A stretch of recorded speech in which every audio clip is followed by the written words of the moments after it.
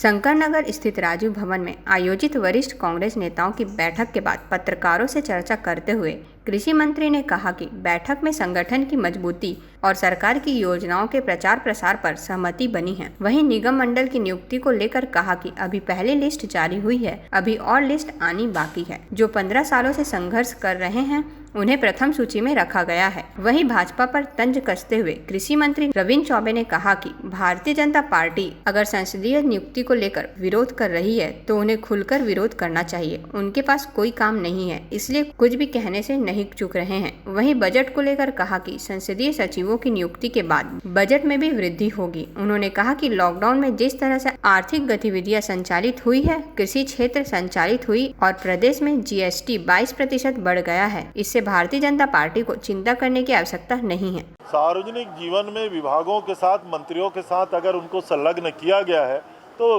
व्यापक उनका कार्य क्षेत्र है, किस रूप में उसको काम को करना है, इन बातों को लेकर के निश्चित रूप से उनके साथ बैठक हुई है। दूसरी सूची कब आएगी, इसका इंतजार है, बता दीजिए। मुझे लगता है कि अभी आदरणीय माननीय मुख्यमंत्री जी से आप लोगों ने पूछा ही होगा, लेकिन ये तयशुदा बात है।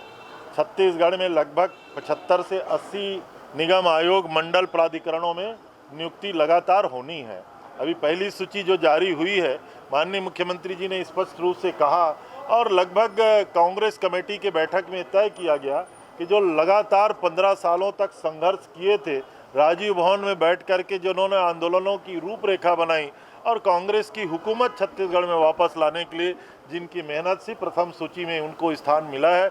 अब आने वाले समय में हमारे और बहुत सारे जो साथी हैं जिन्होंने मेहनत किया है, जिसकी उपयोगिता है, आने वाले समय में जिसकी आवश्यकता है, अब समग्र रूप से बैठ करके निर्णय लिया जाएगा हाईकमांड के द्वारा और माननीय मुख्यमंत्री जी के द्वारा। भारतीय जनता पार्टी अगर विरोध कर रही है तो खुल के विरोध की बात कहना चाहिए।